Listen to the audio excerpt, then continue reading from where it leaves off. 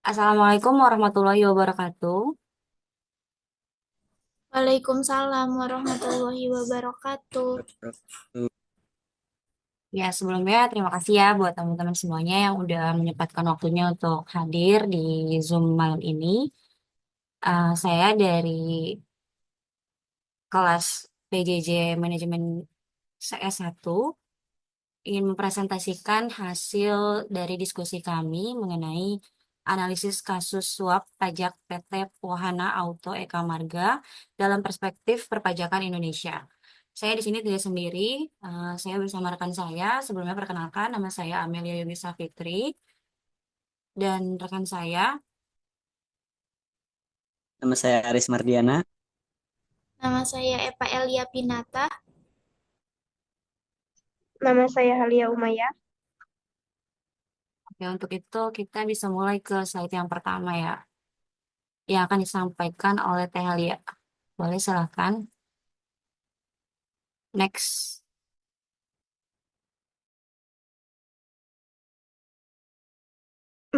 Yang pertama di sini ada mekanisme restitusi pajak dalam peraturan perundang-undangan perpajakan di Indonesia dan pengawasan yang diperlukan untuk mencegah persimpangan. Yang pertama ada mekanisme restitusi pajak di Indonesia. Menurut Undang-Undang Ketentuan Umum dan Tata Cara Perpajakan Nomor 6 Tahun 1983 dan diubah dengan Undang-Undang Nomor 16 Tahun 2009 dan Undang-Undang Cipta Kerja. Yang kedua, Peraturan Menteri Keuangan atau PMK yang mengatur prosedur pengajuan dan pemeriksaan restitusi. Dan selanjutnya di sini ada restitusi pajak. Yang pertama ada pengajuan permohonan, setelah itu pemeriksaan oleh Direktorat Jenderal Pajak atau DJP, dan selanjutnya penerbitan surat ketetapan pajak atau SKP, selanjutnya pencairan dana restitusi. Nah, selanjutnya di sini ada pembahasan mengenai pengawasan untuk mencegah penyimpangan. Yang pertama, penguatan sistem digitalisasi pajak. Yang kedua, ada pengawasan internal yang ketat. Yang ketiga, ada whistleblowing system dan perlindungan saksi. Yang keempat, ada penegakan hukum yang tegas. Dan yang kelima, transparansi dalam proses restitusi.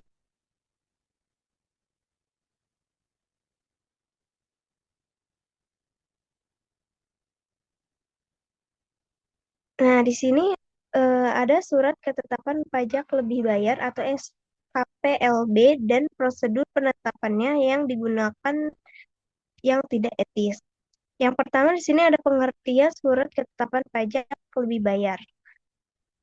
Menurut di sini surat ketetapan pajak lebih bayar adalah surat ketetapan pajak yang diterbitkan oleh Direktorat Jenderal Pajak untuk menyatakan bahwa jumlah pajak yang dibayar oleh wajib pajak lebih besar daripada jumlah pajak yang seharusnya terutang. SKPLB diatur dalam Undang-Undang Ketentuan Umum dan Tata Cara Perpajakan Nomor 6 Tahun 1983 yang telah mengalami beberapa kali perubahan, termasuk melalui Undang-Undang Nomor 16 Tahun 2009 dan Undang-Undang Cipta Kerja. Nah, selanjutnya di sini ada prosedur penetapan SKPLB. Yang pertama, pengajuan permohonan oleh wajib pajak, lalu diperiksa oleh Direktorat Jenderal Pajak. Setelah itu ada penerbitan SKPLB atau surat ketetapan pajak lebih bayar, dan selanjutnya akan mengembalikan dana atau restitusi pajak. Nah, selanjutnya di sini ada pembahasan mengenai mekanisme penerbitan SKPLB disalahgunakan untuk tujuan korupsi. Yang pertama, manipulasi hasil pemeriksaan pajak. Yang kedua, ada kolusi antara wajib pajak dan pejabat pajak.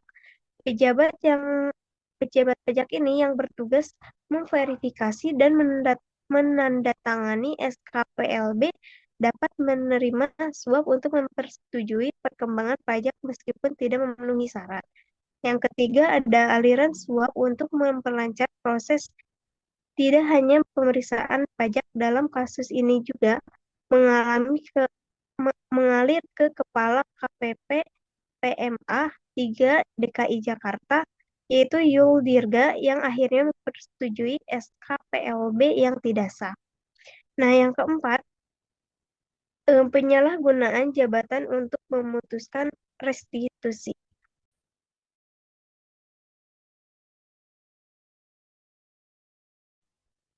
Selanjutnya, ada tanggung jawab moral dan profesional dari petugas pajak dalam pemeriksaan pajak dan mengelola tekanan eksternal.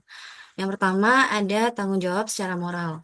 Sebagai seorang petugas pajak yang memiliki peran yang sangat penting untuk menjaga integritas sistem perpajakan, seharusnya dalam menjalankan tugasnya, mereka wajib mematuhi prinsip-prinsip moral sebagai berikut.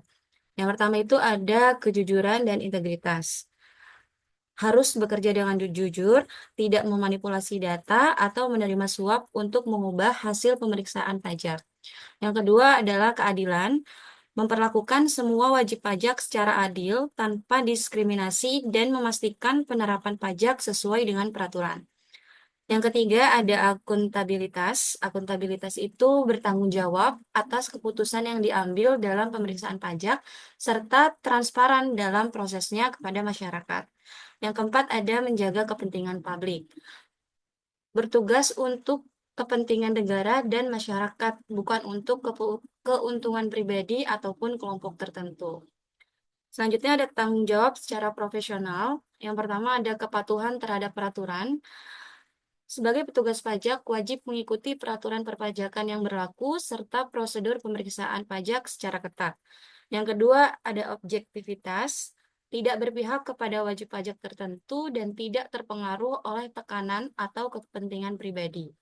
Yang ketiga, ada kerja profesional dan kompeten, melaksanakan tugas dengan keahlian tinggi, terus meningkatkan kompetensi dan mengikuti kode etik pegawai pajak. Yang keempat, ada kerahasiaan data wajib pajak, menjaga kerahasiaan informasi keuangan dan perpajakan wajib pajak sesuai dengan peraturan yang berlaku. Ada juga bagaimana mengelola tekanan secara eksternal.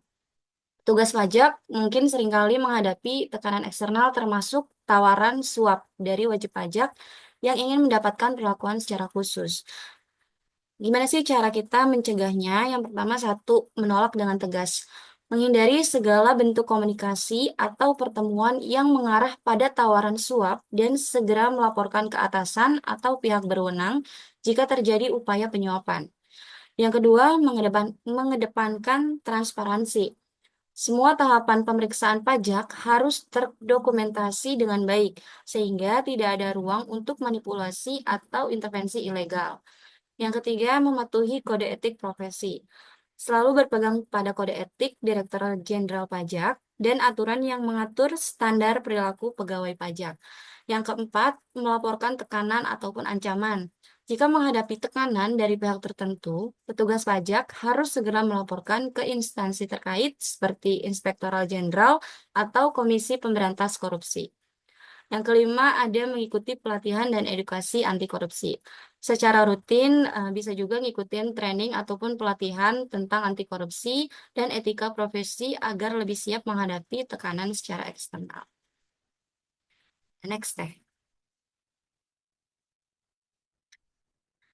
Untuk sanksi administratif dan pidana bagi perusahaan yang terlibat dalam suap ataupun korupsi pajak, di sini kita berpegang teguh pada undang-undang ada di nomor 31 tahun 1999 dan undang-undang nomor 20 tahun 2001. Itu ada di pasal 5, pasal 13 dan pasal 12B. Di pasal 5 untuk pihak yang memberi suap itu dikenakan pidana penjara 1 sampai 5 tahun dan dendanya 50 sampai 250 juta. Untuk pasal 13, jika seseorang memberi hadiah atau janji kepada pegawai negeri, termasuk petugas pajak, dapat dikenakan pidana penjara hingga 3 tahun dan denda sebesar 150 juta.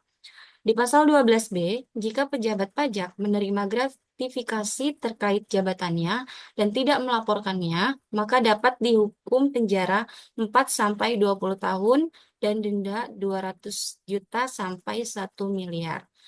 Ada juga mengenai KUHP ataupun Kitab Undang-Undang Hukum Pidana. Di sini berfokus pada perusahaan. Jika perusahaan yang terlibat dalam membantu atau menyuruh melakukan tindakan pidana pajak, maka manajemen ataupun direksi perusahaan dapat dijerat sebagai pelaku utama atau peserta tindak pidana. Yang ketiga, ada konsekuensi tambahan bagi perusahaan yang terbukti apabila perusahaan tersebut korupsi pajak. Yang pertama, dapat blacklist dari pemerintah. Perusahaan bisa dilarang mengikuti tender ataupun proyek pemerintah. Yang kedua, reputasi bisnis tercemar. Kepercayaan pelanggan, mitra bisnis, dan investor bisa menurun akibat keterlibatan dalam skandal pajak. Yang ketiga, pembekuan dan pencabutan izin usaha. Jika kasusnya berat, pemerintah dapat membekukan atau mencabut izin usaha perusahaan tersebut. Next. Selanjutnya, mohon maaf di slide-nya. Nah, di sini juga ada apa sih dampak dan dari tindakan suap seperti terhadap kepercayaan masyarakat pada sistem perpajakan dan juga langkah apa yang perlu diambil oleh otoritas pajak untuk memulihkan kepercayaan tersebut. Dalam tindakan suap terhadap kepercayaan masyarakat pada sistem perpajakan, seperti yang terjadi pada PT Wahana Auto Eka Marga ini, memiliki dampak yang serius. Yang pertama yaitu menurunnya kepercayaan publik terhadap otoritas pajak. Tentunya masyarakat menjadi lebih tidak percaya kepada pihak pajak. Yang kedua, berkurangnya kepatuhan wajib pajak. Dan yang ketiga, menurunnya penerimaan pajak negara. Yang keempat, meningkatnya risiko praktek korupsi yang sistematis. Nah, untuk langkah-langkahnya, bagaimana memulihkan kepercayaan masyarakat terhadap sistem perpajakan, bisa meningkatkan transparansi dalam proses pajak. Jadi, otoritas pajak ini harus memperbaiki sistem administrasi pajaknya dengan menggunakan teknologi digital saat ini. Atau bisa mempublikasikan bagaimana anggaran dana yang sudah masuk ke dalam masyarakat. Kemudian ada memperketat pengawasan dan audit internal. Yang ketiga, memberikan sanksi yang tegas bagi pelaku suap dan korupsi pajak. Yang keempat, menerapkan sistem pajak berbasis digital untuk mengurangi interaksi fisik. Yang kelima, meningkatkan literasi dan kesadaran pajak masyarakat. Dan yang terakhir, membangun budaya integritas di lingkungan otoritas pajak.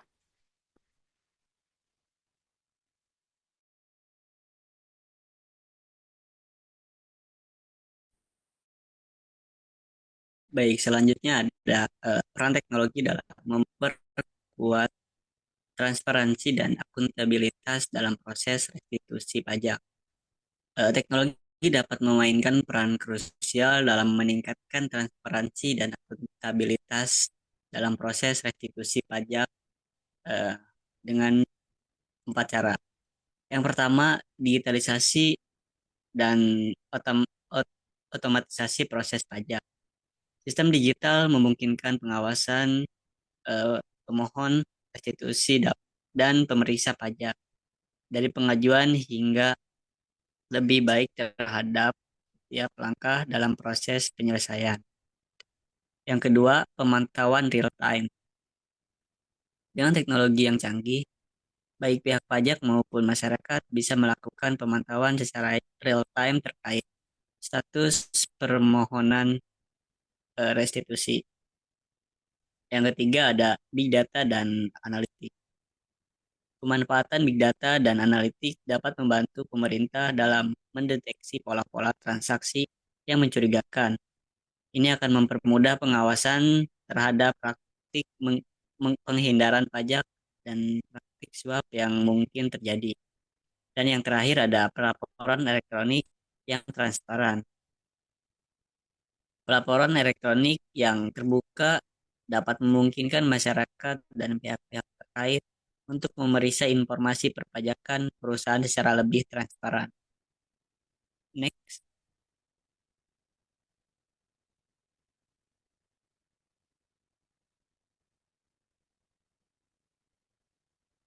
Mengapa pihak manajemen PT WIA memilih memberikan suap dan risikonya? Alasannya, keinginan untuk mempercepat proses restitusi pajak dalam situasi yang penuh tekanan untuk segera mendapatkan pengembalian pajak. Pihak manajemen mungkin merasa bahwa suap adalah cara yang lebih cepat untuk mendapatkan hasil yang diinginkan. Prosedur resmi yang panjang dan rumit bisa memicu keputusan yang tidak rasional untuk mempermudah masalah melalui jalur ilegal. Yang kedua, ketidakpercayaan pada sistem perpajakan.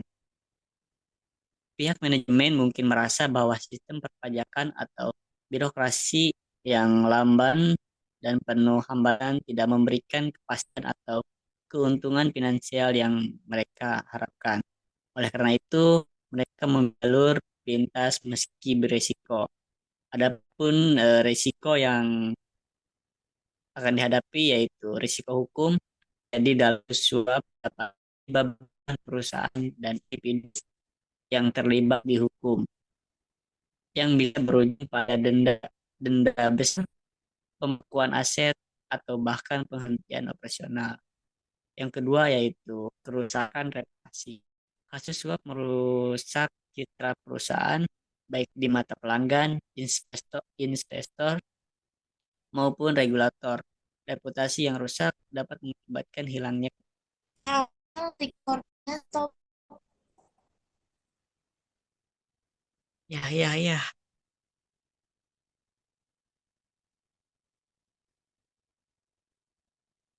Yang kedua yaitu kerusakan reputasi. Kasus suap merusak citra perusahaan baik di mata pelanggan, investor maupun regulator. Reputasi yang rusak dapat mengakibatkan hilangnya kepercayaan dari berbagai pihak dan menurunkan potensi untuk mendapatkan kejahteraan bisnis di masa depan. Next.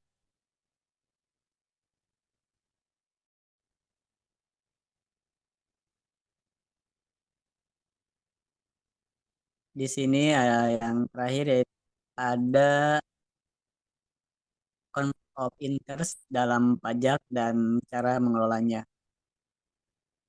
Konflik of interest atau konflik kepentingan dalam konteks perpajakan terjadi ketika petugas pajak memiliki kepentingan pribadi atau eksternal yang bisa mempengaruhi keputusan mereka dalam tugas pemeriksaan atau pengawasan pajak. Untuk mengelola potensi konflik kepentingan, tugas pajak seharusnya menggunakan 4 cara. Yang pertama yaitu menerapkan etika dan integritas yang tinggi. Petugas pajak harus memiliki kesadaran etis yang kuat, selalu menempatkan kepentingan publik di atas kepentingan pribadi, serta menjaga profesionalisme dan keadilan dalam tugas mereka. Yang kedua ada menghindari keterlibatan dengan pihak yang memiliki kepentingan pajak pribadi. Petugas pajak harus menghindari hubungan pribadi atau bisnis dengan wajib pajak yang mereka awasi agar tidak terpengaruh dalam pengambilan keputusan. Yang ketiga, memastikan transparansi dalam proses pemeriksaan. Sistem yang memungkinkan pihak-pihak terkait mengakses status atau perkembangan kasus bisa mencegah potensi penyalahgunaan wewenang. Ini termasuk menjaga semua komunikasi dan keputusan secara terdokumentasi dengan baik. Dan yang terakhir ada pelatihan dan penyuluhan tentang konflik kepentingan. Penting untuk memberikan pelatihan berkelanjutan kepada petugas pajak yang menentang cara pengidentifikasi dan mengelola konflik kepentingan, serta memberikan contoh kasus yang relevan untuk meningkatkan kesadaran.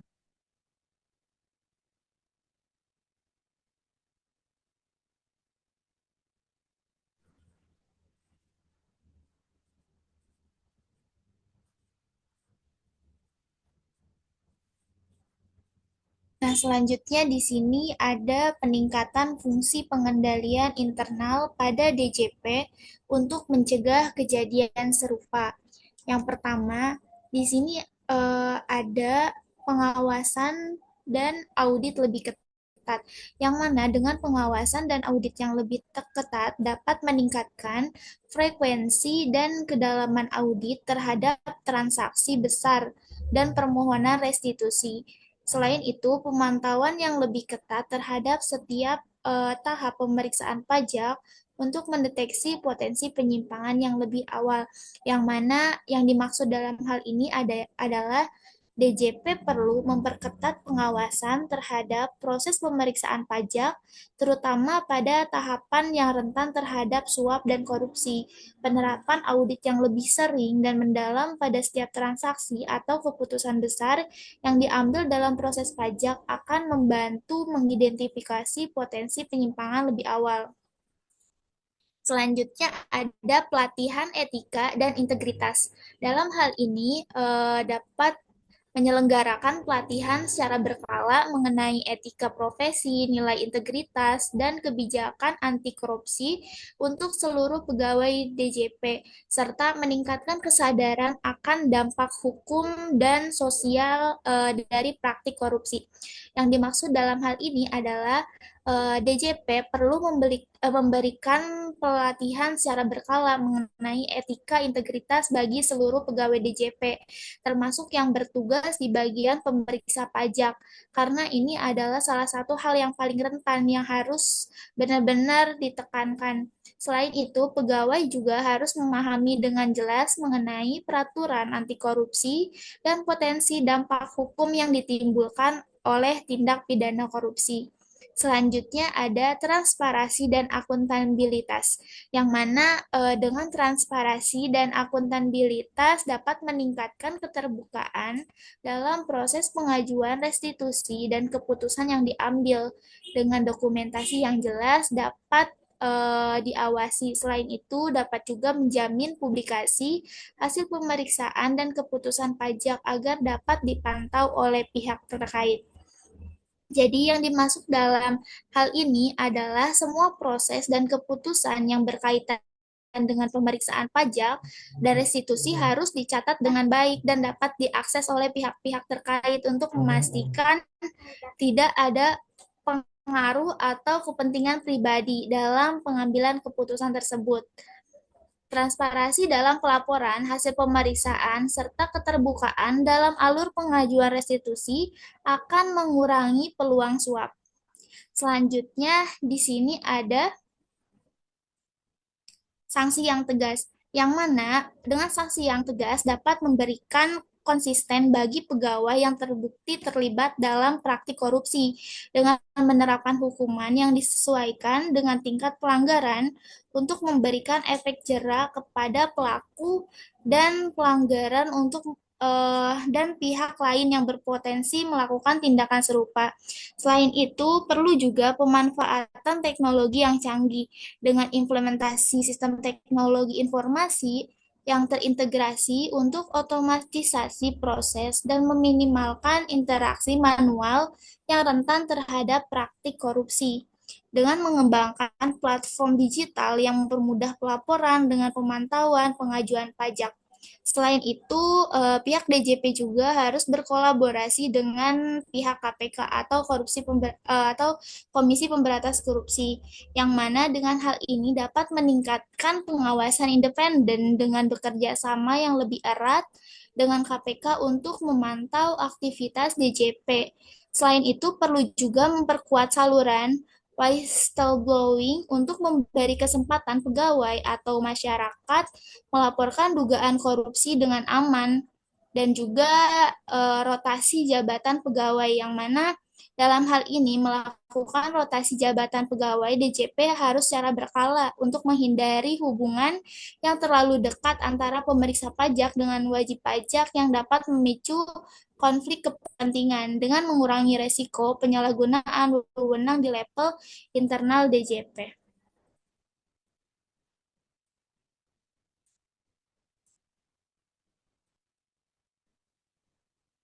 Nah, selanjutnya ada peran dan tanggung jawab perusahaan dalam memastikan kepatuhan terhadap etika dan peraturan perpajakan. Yang pertama, ada penerapan kebijakan anti korupsi dan etika bisnis. Dalam hal ini, dengan kebijakan yang jelas tentang anti korupsi dan kepatuhan pajak dan implementasi kode etik yang diterima oleh seluruh karyawan. Maksudnya, perusahaan harus memiliki kebijakan yang jelas dan tegas mengenai anti korupsi dan kepatuhan terhadap pengaturan perpajakan. Kebijakan ini harus dipahami dan diterima oleh seluruh karyawan, mulai dari level atas hingga level bawah. Implementasi kode etik yang kuat dan jelas dapat membantu perusahaan menghindari praktik-praktik yang tidak sesuai dengan hukum. Kemudian ada juga pelatihan dan sosialisasi. Pelatihan rutin mengenai etika dan peraturan perpajakan dan pemahaman konsekuensi hukum bagi pihak terkait, yang mana dalam hal ini perusahaan harus memiliki sistem pengawasan dan audit internal yang efektif untuk mendeteksi adanya potensi pelanggaran atau penyimpangan dalam pengelolaan pajak dan keuangan. Lantas, langkah-langkah pencegahan yang dapat menghindarkan perusahaan dari terlibat dalam tindakan yang dapat merugikan baik secara finansial maupun secara reputasi. Selain itu, harus juga adanya pengawasan internal yang ketat, yang mana dalam hal ini sistem audit internal untuk mendeteksi pelanggaran dan langkah pencegahan untuk menghindari kerugian finansial dan reputasi. Selain itu ada transparansi dan kepatuhan pajak. Kewajiban perpajakan yang diselenggarakan dengan transparansi penuh dan pengajuan pajak yang sah tanpa praktik korupsi. Yang mana dalam hal ini perusahaan perlu menjalankan kewajiban perpajakannya dengan transparansi penuh, termasuk dalam hal restitusi pajak atau pengajuan pengurangan pajak. Kepatuhan ini termasuk tidak melakukan penyimpangan dalam pengajuan pajak, serta memastikan juga tidak ada pihak yang melakukan suap atau praktik korupsi untuk memperoleh pengurangan pajak yang tidak sah. Selain itu, perusahaan juga harus memiliki tanggung jawab hukum dan keterlibatan pihak berwenang dengan bekerja sama dengan otoritas pajak dan penegak hukum dan tindakan tegas terhadap pelanggaran yang dilakukan karyawan. Dalam hal ini dimaksudkan bahwa perusahaan harus siap untuk bekerja sama dengan otoritas perpajakan dan penegak hukum. Jika ada dugaan pelanggaran tanggung jawab hukum, perusahaan juga mencakup tindakan tegas terhadap karyawan atau pihak terkait yang terbukti terlibat dalam tindakan yang melanggar hukum seperti suap atau penghindaran pajak. Nah, jadi untuk poin selanjutnya itu ada sistem pelaporan yang aman, yang mana dalam hal ini saluran pelaporan dugaan pelanggaran yang terlindungi dan juga menangani masalah secara proaktif sebelum berkembang menjadi kasus besar. Adapun yang dimaksud dalam hal ini adalah perusahaan sebaiknya menyediakan saluran pelaporan yang aman dan terlindungi bagi karyawan atau pihak terkait untuk melaporkan setiap dugaan pelanggaran hukum tanpa takut akan adanya pembalasan. Dengan demikian, perusahaan dapat menangani masalah secara proaktif sebelum berkembang menjadi kasus besar. Nah, tujuan dalam hal ini yaitu dapat menjaga integritas, kepatuhan hukum, dan reputasi perusahaan. Sekian dari kelompok kami, semoga apa yang dari kasus tersebut kita bisa mengambil pelajaran dan juga hikmahnya. Assalamualaikum warahmatullahi wabarakatuh.